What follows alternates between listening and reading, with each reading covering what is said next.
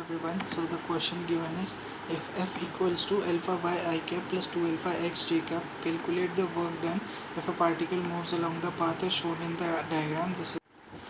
The solution is d omega equals to alpha y dx plus 2 alpha x dx. Work done from a to b equals to integration of alpha y dx, which is equals to alpha 1 0 say 1 dx, which is equals to alpha. Now work done from b to c equals to 2 alpha 1 integration 1 to 0.5 dy, which is equals to minus alpha. Now work done from c to d equals to integration of 1 to 0.5 alpha y dx, which is equals to minus alpha by 4.